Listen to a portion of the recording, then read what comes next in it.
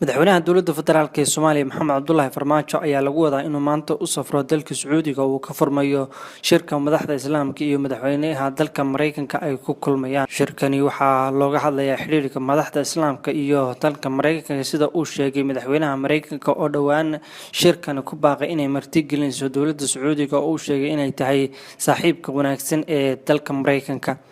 Shirkan waxaa ugu muhiimsan ee looga hadlayaa ayaa la sheegay inay tahay la dagaalanka argagixisada waxaana sidoo kale looga hadlayaa xaaladaha Suuriya iyo waliba talooyinka madaxda Islaamka.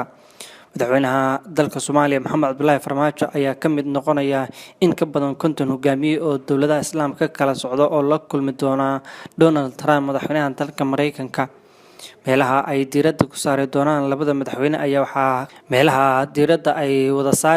kulanka labada madaxweyne ayaa waxaa qayb ka ah ammaanka Soomaaliya gaar ahaan dardargelinta la dagaalanka Al-Shabaab. Saraakiisha warkan laga soo xiganayo ayaa sheegay in madaxweynaha Soomaaliya Maxamed Cabdullaahi Farmaajo ay fursad weyn u tahay la kulanka madaxda uu ka mid yahay madaxweynaha Mareykanka Donald Trump uuna diiradda booqashadiisa ku saari doono taageero ballaaran oo dowladda Mareykanka sidii ay u taageeri lahayd dowladda Soomaaliya.